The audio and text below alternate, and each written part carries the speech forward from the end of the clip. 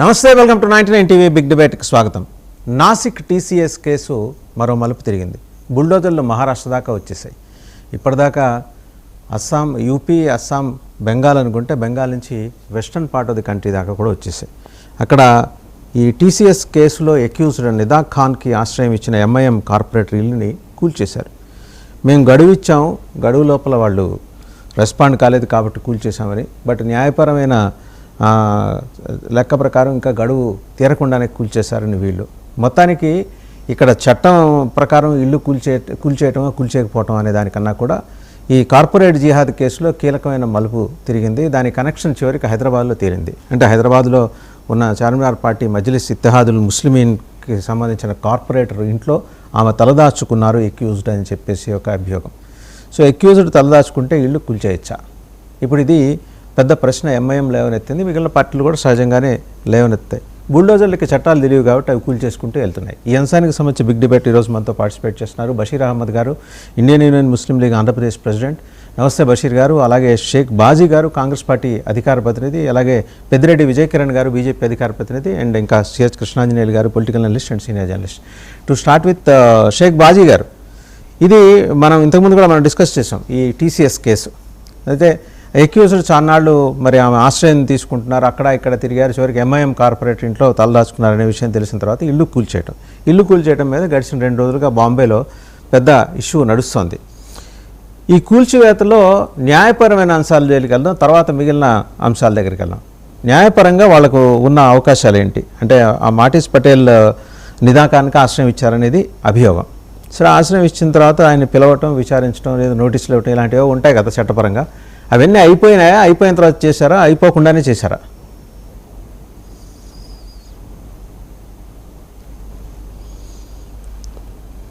మ్యూట్లో ఉన్నట్టున్నారండి బాజీ గారు, మ్యూట్లో.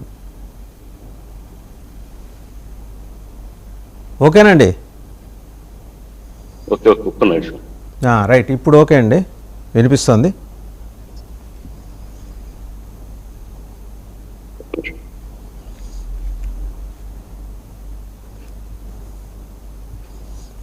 బాజీ గారు మళ్ళీ వస్తా, మీరు ఈ లోపల సెట్ చేసుకుంటూ ఉండండి.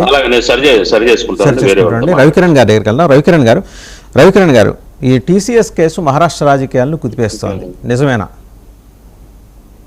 సార్ వాసుదేవన్ గారు, ముందుగా మీకు ప్యానలిస్ట్లకి 99 టీవీ వ్యక్తులందరికీ శుభోదయం అండి. వినపడుతుంది సార్? వినిపిస్తుందండి, వినిపిస్తుంది సార్. ఇప్పుడు కార్పొరేట్ లవ్ జిహాద్ గత 2 మాసాలుగా దేశ ప్రజల్ని కుదిపివేస్తుంది.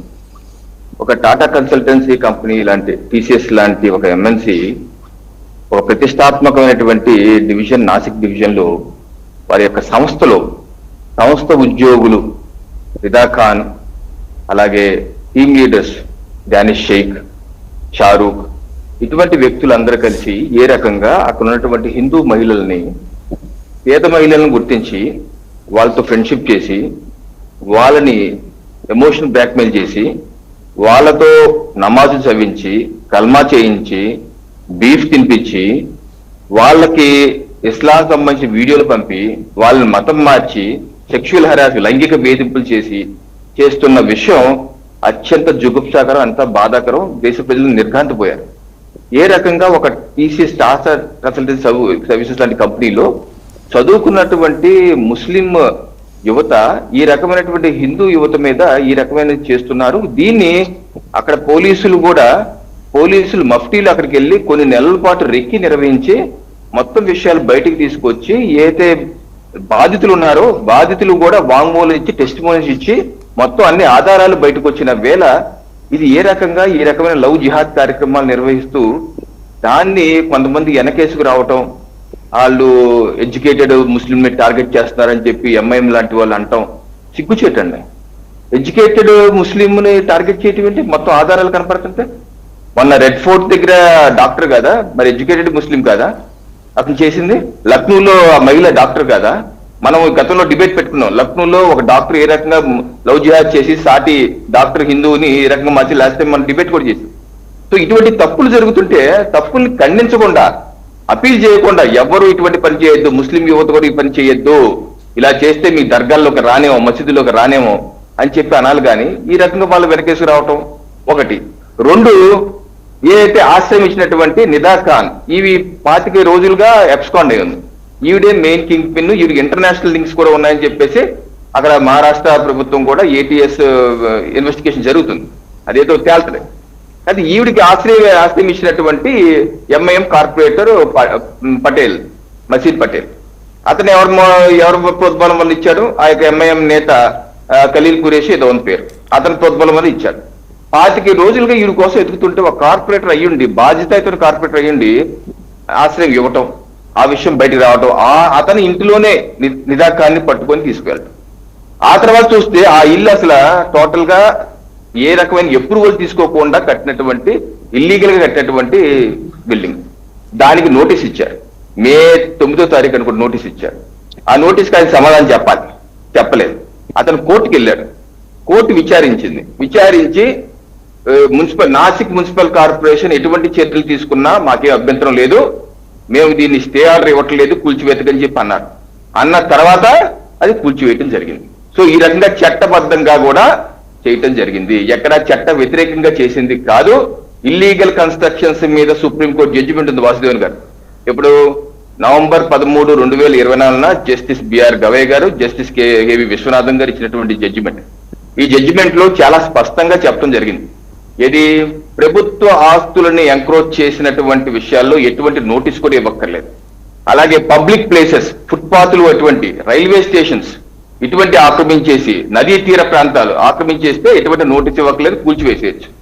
మిగతా విషయాల్లో మాత్రం మీరు నోటీస్ ఇవ్వండి, డాక్యుమెంట్ చేయండి, వీడియో చిత్రీకరించండి, వాళ్ళు కోర్టుకు వెళ్తే టైం ఇవ్వండి అని చెప్పి అన్నారు. ఆ మార్గదర్శకాలకు అనుసరించే చేయటం జరిగింది. ఈ రోజు పశ్చిమ బెంగాల్లో కూడా అత్యంత దారుణమైన పరిస్థితి నెలకొన్నాయండి. స్టేషన్లే మీరు ఆశ్చర్యపోతారు, రైల్వే స్టేషన్లే ఆక్రమించేశారు. అశ్విని వైష్ణవ్ గారు కిందటి సంవత్సరం పార్లమెంట్ లో కూడా మెత్తుకున్నారు. ఆ రైల్వే స్టేషన్ ఏంటో తెలుసా? పార్క్ సర్కస్ రైల్వే స్టేషన్, బాలి, నాగర్కట్ట, చల్సా, దల్గాన్, ఇటువంటి అనేకమైనటువంటి రైల్వే స్టేషన్లు, రైలు పట్టాలు కూడా ఆక్రమించేసి కూర్చున్నారండి. మొన్న ఇది 15 మాసాల క్రితం కలకత్తా హైకోర్టు ఒక తీర్పు ఇచ్చింది. ఏంటో తెలుసా?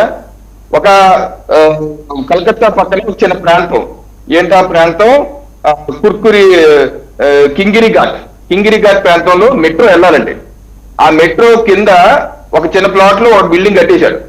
అది ఇల్లీగల్ కన్స్ట్రక్షన్, మధ్యలో ఆపేశాడు. దాని ఈ మెట్రో కట్టొస్తుంది. అతనేమో హైకోర్టుకి వెళ్ళారు. హైకోర్టు కూల్చేమంది. 15 మాసాలు అయింది జడ్జిమెంట్ ఇచ్చి. మమతా బెనర్జీ ప్రభుత్వం అమలు చేయలేదు. ఈ రోజు అమలు చేస్తున్నారు, 2 రోజులు క్లియర్ చేయబోతున్నారు. అలాగే అక్కడ క్లాక్ టవర్ కట్టేశారు. ఇది కోల్కతా సెంటర్ లో. ఆ క్లాక్ టవర్ ఎడగట్టారు తెలుసా? ప్లే గ్రౌండ్లు, పిల్లలు ఆడుకునే గ్రౌండ్లు కట్టిపట్టేశారు అనుమతులు లేకుండా. కోల్కతా హైకోర్టు 12 మాసాల క్రితమే జడ్జిమెంట్ ఇచ్చింది, కూల్చేయండి దాని. ఈరోజు మా ప్రభుత్వం కూల్చేసింది. సో ఈ రకంగా అక్కడ ఫ్యాక్టరీ, ఆ ఫ్యాక్టరీ ఎటువంటి అనుమతులు లేవు. ప్రజల మధ్య నివాసాలు ఉన్న ప్రాంతాల్లో ఫ్యాక్టరీ వేర్ హౌస్ ఉంది. కలకత్తా నగరం మహానగరంలో అంటే ఈ నివాస ప్రాంతాల్లో వేర్ హౌస్లు పెట్టడం, దానిలో ఇన్ఫ్లమేటరీ పీలుడు పదార్థాలు లాంటి పెట్టడం, ప్లాస్టిక్ ఇటువంటి కాలిపోయే పదార్థాలు పెట్టడం, మాటికి ఫైర్ జరగటం, ఆ ఫైర్ లో 2-3, 10 మంది చనిపోవటం నిత్య కృత్యం అయిపోయింది. ఏం చేయాలండి? అవన్నీ డిమాండ్ చేయాలా వద్దా? ఈ రోజు ఆ పని చేస్తున్నారు. సరే, ఆప్షన్ చేసినప్పుడు అక్కడ కోర్టుకి వెళ్ళారు, కోర్టు రాగమని చేస్తారు. నేనేంటంటే ఇలా ఇల్లీగల్ కన్స్ట్రక్షన్స్, అక్రమంగా ఏదైతే కబ్జా చేసేటాలు, ఇటువంటి వ్యవహారాలు ఇల్లీగల్ గా చేసేటాల్లో తప్పనిసరిగా బుల్డోజర్లు వెళ్ళవలసిందే. బుల్డోజర్ మీదకి వెళ్తారే అది ఏదైతే అక్రమ కట్టడాలు ఉందో ఆయన్ని తొలగిస్తారు, చట్టబద్ధంగానే తొలగిస్తారు. కోర్టులు కూడా వెళ్ళొచ్చు. కోర్టు కూడా ఈ విషయంలో మీరు లేవనెత్తిన నాసిక్ విషయంలో కూడా కోర్టు ఎక్కడ స్టే ఆర్డర్ ఇవ్వలేదు, అవసరమైతే కూల్ చేసుకోవచ్చు అని చెప్పింది, లీగల్ గా చెప్పారు. అలా ప్రొసీడర్ అతనికి సంబంధించి ఇంకోటి కూడా ఉందంటే ప్రాపర్టీ, దానికి ఇచ్చారు. సమాధానం చెప్పకుండా కోర్టుకి వెళ్తే ఓకే, కోర్టు ఇచ్చిస్తే అది కూడా రేపో మాపో ఎల్లుండో కూల్ చేస్తారు. ఇలాగా ప్రభుత్వ స్థలాల్ని రోడ్లు కబ్జా చేస్తున్నారు. రైట్, మళ్ళీ వస్తారండి. ఒకసారి బషీర్ అహ్మద్ గారి దగ్గరికి వెళ్దాం. బషీర్ అహ్మద్ గారి దగ్గరికి వెళ్దాం. పబ్లిక్ ఇన్కన్వీనియన్స్ అండి తప్పనిసరిగా చేస్తారు. బషీర్ అహ్మద్ గారు, సో కోర్టు అనుమతి తీసుకున్న తర్వాతే కూల్చేశారు. మీరు న్యాయవాది కాబట్టి ఇందులో ఇంకేమన్నా అంశాలు ఇమిడి ఉన్నాయా మీరు చెప్పగలరా? బషీర్ అహ్మద్ గారు, మొదటి అంశం ఏంటంటే, ఒక వ్యక్తి దోషిగా నేరం చేశారు అని ప్రూవ్ అయ్యేదాకా ఆ వ్యక్తి నిర్దోషిగా భావించే చట్టం మంది. ఇలాంటి సందర్భంలో బీజేపీ ఆర్ఎస్ఎస్ కి సంబంధించిన శక్తులు సదా ఖాన్ లేక నిదా ఖాన్ ఇలా తప్పు చేసింది, లేకుంటే టీసీఎస్ లో ఏదో మేము కొండను తవ్వి ఎలుకను పట్టామని ఈ వాదన చేయటం అనేది ఇది ప్రీ ట్రయల్ కిందకు వస్తుంది. అదే కాకుండా సబ్ జుడిస్ కిందకు వస్తుంది. దీన్ని మానివేయాలని చెప్పి నేను మీ ద్వారా ఆర్ఎస్ఎస్ బీజేపీ వ్యక్తులకు విజ్ఞప్తి చేస్తున్నాయి. First point. సెకండ్ పాయింట్, ఆమె పారిపోవటం కాదు, ఆమెకి ముందు ఉన్న అన్ని అవకాశాలను ఆమె వినియోగించుకుంది. యాంటిసిపేటరీ బెయిల్ కోసం ప్రయత్నించడం కానివ్వండి, లేదా ఇతరత్ర అవకాశాలని ఉపయోగించుకుంది. ఆమె పారిపోవటం కాదు. ఇప్పుడు వాస్తవంగా పారిపోయింది ఎవరు అంటే బండి సంజయ్ కొడుకు బండి భగీరథ్ పారిపోయాడు. పారిపోయి సెంట్రల్ హోమ్ మినిస్టర్ సహాయ మంత్రి కొడుకు, ఆయన కొడుకు పారిపోతే ఆయన ఎక్కడున్నాడో పట్టుకోలేని దుస్థితిలో ఈ కేంద్ర ప్రభుత్వం, ఈ రాష్ట్ర ప్రభుత్వం ఉందంటే వీరు ఎవరికి నీతులు చెప్తున్నారు? సపోజ్ ఇప్పుడు ఎవరో నిందితులకు ఆశ్రయం ఇచ్చారు కాబట్టి, లేదా నిందితుల ఇళ్లు కాబట్టి మేము కూల్చేస్తున్నామని ఈ ఆర్ఎస్ఎస్ బీజేపీ శక్తులు ఈ ఎవరో ఒక సామాన్యుల ఇళ్లను కూల్చేస్తున్నారు కదా. అదే విధంగా ఇప్పుడు బండి సంజయ్ సామాన్యుడు కాదండి, ఆయన కార్పొరేటర్ అండి. సామాన్యుడు ఇల్లు కాదు, అది కార్పొరేటర్. ఆయన సామాన్యుడేం కాదు, అసామాన్యుడే ఆయన. ఓకే, కార్పొరేటర్ ఇల్లుని కూల్చేశారు, ఓకే, నేను ఒప్పుకుంటా. అదే సిద్ధాంతాన్ని పాటిస్తూ ఒక మైనర్ అమ్మాయిని అత్యంత దారుణంగా రేప్ చేసిన అనే ఆరోపణలు ఎదుర్కొంటున్న బండి సంజయ్ ఇల్లుని ఆయన ఆశ్రయం ఆయనే ఇచ్చాడు, బండి సంజయ్ ఇచ్చాడు బండి భగరథ్కి. మరి బండి సంజయ్ ఇల్లు కూడా కూల్చేస్తారా? లేకుంటే ఎవరింట్లో ఆయన ఆశ్రయం తీసుకున్నాడో ఆయన ఇల్లు కూడా కూల్చేస్తారా అనేది ఈయన బీజేపీ మాట్లాడు. ఎందుకంటే ఆ ప్రభుత్వం, వాళ్ళ ప్రభుత్వం ఉంది అక్కడ, ఆయన చెప్తారు. నెక్స్ట్ ఆయనే చెప్తారు మీరు అడిగిన ప్రశ్నకి. సరే, ఆయన చెప్తాడు, వేరే విషయం. ఈయన డిమాండ్ చేయమనండి. బీజేపీ విజయ్ కిరణ్ గారిని డిమాండ్ చేయమనండి. భగీరథ ఇల్లు కూల్చేసేమని, లేదా విజయకులు కూల్చేసేమని ఆయన డిమాండ్ చేయమనండి. ఆయన డిమాండ్ చేస్తే ఆయనతో పాటు నేను వస్తా, ఇద్దరం వెళ్ళి డిమాండ్ చేద్దాం, కూల్చేసేయండి అని చెప్పేసి. ఈ ధర్మశాస్త్రాలు, భారతీయ ధర్మశాస్త్రాలు తత్వ దర్శనాన్ని కనుక చూస్తే సత్యమేవ జయతే అని చెప్తుంది, సత్యాన్నే పలకమని చెప్తుంది, తమ్ముడు తనవాడైన ధర్మాన్ని పాటించండి అని చెప్తుంది. దానికి విరుద్ధంగా బీజేపీ ఆర్ఎస్ఎస్ శ్రేణులు సెలెక్టివ్ గా కొంతమంది పర్టికులర్ గా ముస్లింస్ కి, క్రిస్టియన్స్ కి సంబంధించిన ఇళ్లని కూల్చివేసి మేమేదో ఘనకార్యం చేశామని చెప్పడం అనేది ఇది రాంగ్. ఆల్రెడీ ఇండియాలో క్రిస్టియన్స్ ని, ముస్లింస్ మీద దారుణమైన హింసా కార్యక్రమాలు జరుగుతున్నాయని United states commission on international hate crimes on religion అనే కమిషన్ ఒక స్పష్టమైన నివేదిక అమెరికా అధ్యక్షుడికి ఇచ్చింది. ఏమని ఇచ్చింది? ఆర్ఎస్ఎస్ బీజేపీలు ఈ పనులు చేస్తున్నాయి, మన దేశంలోకి ఆర్ఎస్ఎస్ బీజేపీ వ్యక్తుల్ని రానివ్వకండి, వాళ్ళని నిషేధించండి అని చెప్పి ఒక నివేదిక ఇస్తే దాన్ని నష్టరీనం నివారణ చేయడం కోసం గాను రామ్ మాధవ్, అలానే ఈ ఆర్ఎస్ఎస్ కి సంబంధించిన సంఘ్ కార్యదర్శి ఈయన దత్తాత్రేయ హోస్బోలే అమెరికాకి వెళ్ళాడు. అమెరికాకి వెళ్ళి అక్కడ అందరిని పిలిచి కాళ్ళ వేళ్ళ పడి మేము ఇలాంటి పనులు చేయట్లేదని మసికి చూసి మారేడు కాయ చేయడానికి వచ్చిన ఈ వ్యక్తులకు బాధితుల్ని వాళ్ళు నిజంగా నేరం చేశారా లేదా అనేది కోర్టులో తేలాలి. ఆర్టికల్ 14 ఉంది. ఆర్టికల్ 14 ఏం చెప్తుంది? చట్టం ముందు అందరు సమానం అని చెప్తుంది. ఆర్టికల్ 21 ఏం చెప్తుంది? ఏ వ్యక్తిని కూడా ప్రాపర్ ప్రొసీజర్ ఆఫ్ లాని ఫాలో అవ్వకుండా శిక్షించడానికి వీల్లేదు అని చెప్తుంది. ఆర్టికల్ 22 ఏం చెప్తుంది? ప్రతి వ్యక్తి చక్కగా ఆయన జీవితాన్ని అన్ని మానవ హక్కుల్ని అనుభవిస్తూ బ్రతకడానికి పూర్తిగా 100% అవకాశం ఉందని చెప్తుంది. సుప్రీంకోర్టు కూడా ఏం చెప్తుంది? ఇల్లీగల్ గా మీరు ఇలా బుల్డోజ్ చేయడం రాంగ్, చేయబాకండి, నిందితులకు కూడా హక్కులు ఉంటాయి, వాళ్ళు కేవలం నిందితులు మాత్రమే. మరి బాంబే కోర్టు ఎందుకు అలా చెప్పింది? బాంబే కోర్టు ఎందుకు అలా చెప్పింది సార్? కూల్చేయమని ఎందుకు చెప్పింది? నేను చెప్పేది ఏంటంటే కోర్టులో వివిధ ఈవెన్ సుప్రీంకోర్టు జడ్జిమెంట్స్ కూడా ఉన్నాయి. నోటీస్ ఇచ్చినప్పుడు నోటీస్ ఇచ్చి వాళ్ళ వివరణ తీసుకుని ఆ ఇల్లుని లేదా ఆస్తిని క్రమబద్ధీకరణ చేసే అవకాశం ఉంటే ముందు క్రమబద్ధీకరణ చేయమనే చాలా జడ్జిమెంట్స్ ఉన్నాయి. ఆస్తిని ధ్వంసం చేయబాకండి, అది ఇల్లు కలిగి ఉండటం అనేది మన వెల్ఫేర్ స్టేట్ లో అదొక హక్కు. అది ఆ నిందితుడి యొక్క హక్కే కాదు, నిందితుడితో పాటు ఉన్న ఫ్యామిలీ మెంబర్స్ కూడా సంబంధించిన హక్కు. దేశంలో వాళ్ళు హ్యాపీగా ఒక డిగ్నిటీగా బ్రతికే హక్కు. కాబట్టి కూల్చబాకండి, సాధ్యమైనంత వరకు క్రమబద్ధీకరణ చేయడానికి అవకాశం ఇవ్వమని చెప్పి సుప్రీంకోర్టులు, వివిధ హైకోర్టులో వివిధ సందర్భాల్లో ఈ జడ్జిమెంట్స్ ఇస్తే దానికి రైట్ బషీర్ గారు, మనం ఒకసారి బాజీ గారి దగ్గరికి వెళ్దాం, మళ్ళీ వస్తాను. ముస్లింలను లేదా క్రిస్టియన్లను మళ్ళీ మీ దగ్గరకు వద్దాం. ఇంతకుముందు బాజీ గారి దగ్గరికి వెళ్ళే ముందు రాణే మాట్లాడారండి, బీజేపీ లీడర్ రాణే. ఆయన ఏం మాట్లాడారో చూసి బాజీ గారు మీ దగ్గరకు వద్దాం ఒకసారి. MIM और ये एक टेररिस्ट ऑर्गेनाइजेशन है. बिन लादेन और ओवैसी में कुछ फर्क नहीं है. जो काम बिन लादेन अलकायदा के माध्यम से करता था वही ये ओवैसी अभी AM के माध्यम से कर रहा है. क्या दूसरा फर्क है? उनका ऐसा कौन सा बड़ा काम है जो उन्होंने चुन के आने के बाद किया है? बताइए मेरे को. सिर्फ जिहाद ही करते हैं. उनके मैनिफेस्टो में एक ही लिखा है, हम जिहाद करेंगे, बाकी क्या होता है उनका काम? उनका काम ही कुछ नहीं है.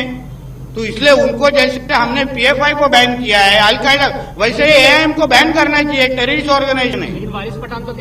రైట్ బాజీ గారు, ఆయన అంటారు నితీష్ రాణే MIM ఒక ఉగ్రవాద సంస్థ, ఒసామా బిన్ లాడెన్కి ఓవైసీకి తేడా ఏం లేదు, ఇద్దరు ఒకటే అంటారు. వాసుదేవ్ గారు, ముందుగా మీకు ప్యానలిస్టులకి మన వీక్షకులందరికీ కూడా శుభోదయం అండి. ఇప్పుడు ముందుగా మీరు లేవనెత్తిన పాయింట్ ఏంటంటే ఈ ఇల్లు కూల్చివేత నైతికమా అనైతికమా ఇందాక మాట్లాడుతూ ఉన్నారు. ఇప్పుడు యాక్చువల్గా నేరం ఆరోపించినా నిరూపించబడకపోయినా ఉద్దేశపూర్వకంగా పోలీసుల నుంచి చట్టాల నుంచి తప్పించడానికి ఎవరినైనా కానీ దాచిపెట్టడం కనుక జరిగితే, తప్పించే ప్రయత్నం చేస్తే ఖచ్చితంగా అది నేరం కిందకే వస్తుంది అనేది అందరికి తెలిసిన సబ్జెక్టే. కాకపోతే ఇక్కడ ఈ కేసులో ఈవిడ వాళ్ళకి బంధువు అని, బంధువులు ఇంటికి సందర్శించడానికి వచ్చింది. అట్లాగే ఆవిడ పబ్లిక్ గానే తిరుగుతుంది, దాచిపెట్టబడలేదు. ఇంటి ముందు అందరికీ, ఇంటి పక్కన వాళ్ళకి, ఇరుగు పొరుగులకు అందరికీ కూడా తను సంచరిస్తూనే ఉంది. కాబట్టి ఏంటంటే ఒక బంధువు ఇంటికి వచ్చినప్పుడు ఆవిడ్ని దాచిపెట్టడం అనేది నేరం ఎలా అవుతుంది అనేది మరి ఆ మతీన్ ఏదైతే కార్పొరేటర్ ఉన్నాడో దాచాడు అంటున్న వాళ్ళకి అడుగుతున్న ప్రశ్న ఒకటి. రెండోది, సుప్రీంకోర్టు ఇందాక మిత్రుడు రవికిరణ్ చెప్పారు, ఆ సుప్రీంకోర్టు తీర్పు జస్టిస్ గగోయ్ కేవి విశ్వనాథన్ బెంచి ఎప్పుడండి ఇది 13 నవంబర్ 2024 తేదీన తీర్పు ఇచ్చారు. బుల్డోజర్ సంస్కృతి నిషేధించండి, టోటల్ గా బుల్డోజ్ చేయొద్దు. ఎవరైనా నేరారోపితం అయిన వ్యక్తి ఇల్లు కూల్చడం అనేది తప్పు అని సుప్రీంకోర్టు క్లియర్ కట్ గా జడ్జిమెంట్ ఇచ్చింది. కూల్చేయని కూల్చొద్దని ఇచ్చింది. అట్లాగే ఏంటంటే 15 రోజుల ముందు నోటీస్ ఇవ్వాలి. 15 రోజుల ముందు నోటీస్ ఇచ్చి వాళ్ళ సంజాయిషి తీసుకున్న తర్వాత అప్పుడు చర్యలు తీసుకోవాలని చెప్పేసి కూడా అదే తీర్పులో సుప్రీంకోర్టు క్లియర్ కట్ గా చెప్పింది. కనీసం 15 రోజులు షోకాజ్ నోటీస్ ఇవ్వాలి. అట్లాగే నోటీస్ స్పష్టంగా బిల్డింగ్ మీద అంటించాలి, కూల్చివేస్తున్నాము, ఎందుకు ఏ ప్రకారం ఉల్లంఘించారనేది అని సుప్రీంకోర్టు, ఈవెన్ సుప్రీంకోర్టు తీర్పు అనమాట. తర్వాత 15 రోజుల వరకు కూడా భవనాన్ని కూల్చివేయకూడదు అని చెప్పింది. అయితే ఇక్కడ ఏం జరిగిందండి, 3 రోజులు నోటీస్ ఇచ్చింది 9వ తేదీన, మే 9వ తేదీన, కూల్చివేసింది 13వ తేదీన. 3 రోజుల ముందు ఆడావుడిగా తెల్లవారుజామున వచ్చి కూల్చివేస్తున్నారంటే ఇది కేవలం కక్ష సాధింపు తప్ప ఇంకేంటండి? చట్ట ఉల్లంఘన కాదా ఇది? చట్ట ఉల్లంఘన క్లియర్ కట్ గా. మీరు అతను ఏదైతే మతీన్ పటేల్ తప్పు చేశాడు అనుకుందాం అనుకో, కాసేపు తప్పు చేసినా గానీ దానికి ప్రొసీజర్ ఇల్లు కూల్చడం కాదు కదా. ఇందాక రవికిరణ్ గారు చెప్తా ఉన్నాడు ఖచ్చితంగా కూల్చేయాల్సిందే నేరం చేసిన వాడుదని. మరి ఎందుకు హైదరాబాద్ లో గగ్గోలు పెడుతున్నారు? బుల్డోజర్ తోటి ఇల్లు కూలుస్తుంటే హైదరాబాద్ లో పేదవాళ్ళని కూలుస్తున్నారు, అన్యాయంగా కూలుస్తున్నారని బండి సంజయ్, అలా గ్యాంగు, కిషన్ రెడ్డి గ్యాంగు, వీళ్ళందరూ ఎందుకు రోడ్డు మీదకి వస్తున్నారండి? అక్కడ ఒక న్యాయం, ఇక్కడ ఒక న్యాయమా? ఇదేనా ద్వంద్వ నీతి? అక్కడ పాపం పేదవాళ్ళు ఎక్కువ చేశారు, నిరాశ్రయులు చేస్తున్నారు, పిల్లలు అన్నం తింటున్నారు, అన్నం నోటుకాడ ముద్దలాక్కున్న ఇల్లు కూల్ చేసిన సంఘటనలు చూసాం హైదరాబాద్ లో దారుణంగా. మరి అప్పుడు చేస్తున్నప్పుడు మరి అప్పుడు ఎందుకు ఈడు కగ్గోలు పెట్టారు? ఇవాడు ఎందుకు ఈ దొంగ ఏడుపులు ఏడుస్తున్నారు? దీనికి సమాధానం చెప్పాలా? నిజంగా మతిన్ పటేల్ తప్పు చేస్తే దానికి అతను నిజంగా ఆశ్రయం కల్పించాడు అనుకుందాం కాసేపు. అయితే దానికి అతని మీద చట్టరీత్యా చర్యలు తీసుకోవాలా? అతని మీద ఎఫ్ఐఆర్ ఫైల్ చేయండి ఆ సబ్జెక్ట్ మీద. ఇల్లు కూల్చడం అనేది కక్ష సాధింపు, కేవలం అక్కడ ప్రభుత్వం తమ చేతుల్లో చట్ట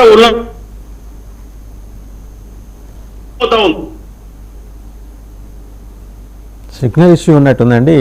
బాజీ గారు ఒక్కసారి చెక్ చేసుకోండి, నేను మళ్ళీ వస్తా. ఒకసారి కృష్ణాంజనేయులు గారి దగ్గరికి వెళ్ళాం. కృష్ణాంజనేయులు గారు, టెక్నికల్ టీసీఎస్ కంపెనీలో జరిగిన దాని మీద ఇంకా ఏది నిర్ధారణ జరగల. ఈవిడి మీద మరి భౌతిక చర్యలు జరుగుతాయని భయపడి పారిపోయింది అనుకుంటారు. చెప్పండి, దాన్ని లవ్ జిహాద్ అని చెప్పేసి దాన్ని ఎలా మీరు ప్రచారం చేస్తారు? ఆ కార్పొరేట్ కంపెనీల్లో ఏం జరుగుతుంది అనేది మనం అప్పుడు కూడా అనుకున్నాం. దీని మీద విచారణ జరగాలి.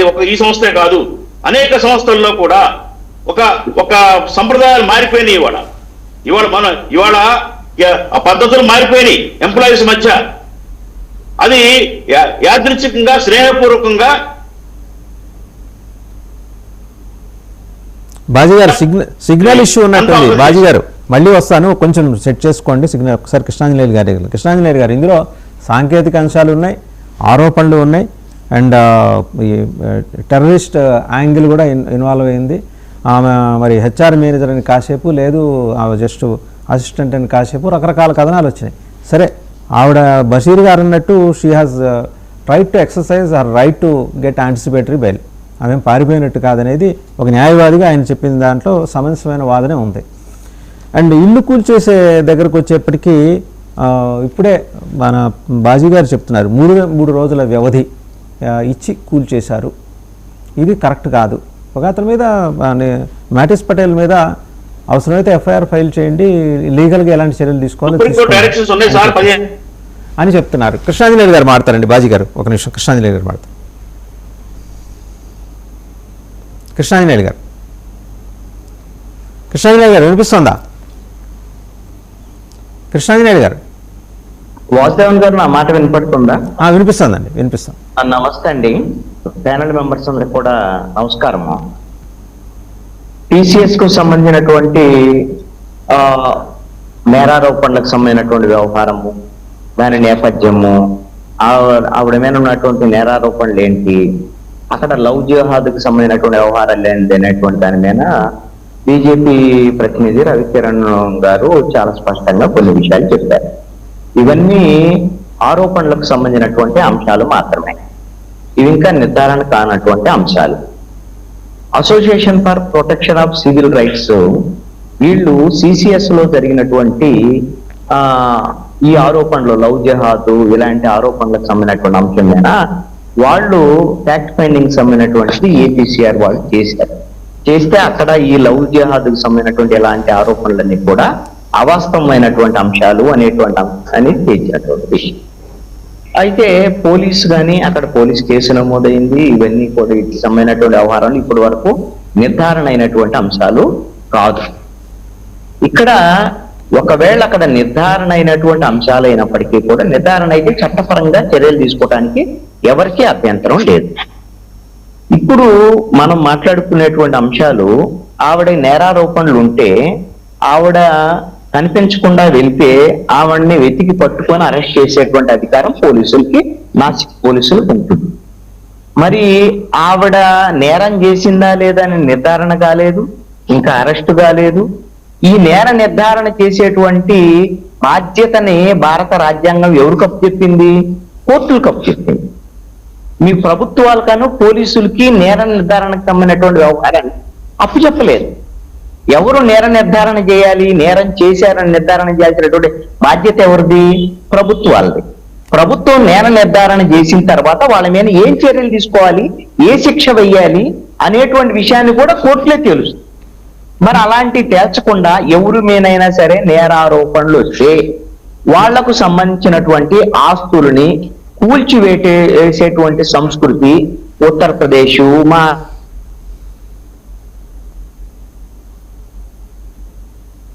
కృష్ణాంజనేయులు గారు సిగ్నల్ ఇష్యూ ఉన్నట్టుందా? బుల్డోజర్ సంస్కృతిని ఈ బీజేపీ పాలిత రాష్ట్రాల్లో కొనసాగిస్తున్నటువంటి పరిస్థితి ఉంది. ఇది భారత శిక్షా స్ఫూర్తికి వ్యతిరేకం, అదేవిధంగా భారత రాజ్యాంగానికి వ్యతిరేకం. ఎందుకు? మనం రాసుకున్నటువంటి అంశం భారత రాజ్యాంగం ప్రకారంగా నేర నిర్ధారణ చేసేటువంటి అధికారం కోర్టులకి ఇచ్చాం, నేర ఆరోపణలు చేసేటువంటి అధికారం పోలీసులకి ఇచ్చాం. అలాంటప్పుడు ఎవరి బాధ్యతలు వాళ్ళు నిర్వర్తించకుండా ప్రభుత్వం పరిపాలించేటువంటి బాధ్యతను మాత్రమే ప్రభుత్వానికి ఇచ్చింది, ప్రజల ద్వారా ఎన్నికైనటువంటి ప్రభుత్వానికి. ఈ విధంగా ప్రభుత్వాలు మీరు ఒక నేరారోపణలకు సంబంధించినటువంటి అంశాల మీద ఒక సెక్షన్ ఆఫ్ పీపుల్, అంటే వాళ్ళ బలమైనటువంటి వాళ్ళ శక్తి లేనటువంటి వాళ్ళు ఏ కులం ఏ మతం, ఇది సెకండ్ గా మాట్లాడదాం. తర్వాత దాని నేపథ్యం కూడా ఉంది, అది కూడా మాట్లాడు.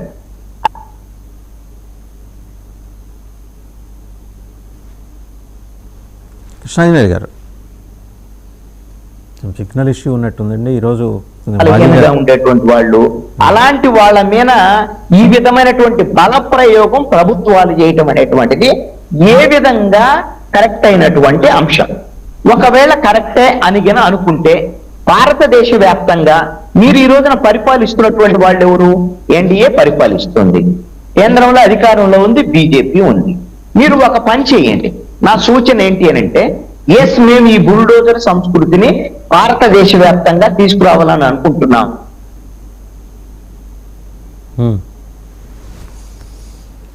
బహుశా చేస్తారేమో కృష్ణాంజనేయులు గారు, చేస్తారేమో బహుశా అంటున్నా. కూల్చివేసేటువంటి విధంగా పార్లమెంట్ లో చట్టం తీసుకు రైట్. కృష్ణాంజనేయులు గారు, మీ దగ్గర బాజీ గారి దగ్గర సిగ్నల్ ఇష్యూ ఉన్నట్టుంది, కొంచెం అది చూసుకోండి. నేను మళ్ళీ వస్తా, ఒకసారి రవికిరణ్ గారి దగ్గరికి వెళ్దాం. ఇప్పుడు వాళ్ళకి సంబంధించినటువంటి ఎన్కౌంటర్లు చేసేస్తాం, లేకపోతే మా తీర్పుల్ని మేము మా పోలీసులు అమలు చేస్తారు, ప్రభుత్వాలు అమలు చేస్తాయి. రైట్. రవికిరణ్ గారి దగ్గరికి వెళ్దామండి. కృష్ణాంజనేయులు గారు, మీ దగ్గర బాజీ గారి దగ్గర సిగ్నల్ ఇష్యూ ఉన్నట్టుంది, ఒక్కొక్కసారి చెక్ చేసుకోండి. రవికిరణ్ గారు భారతీయ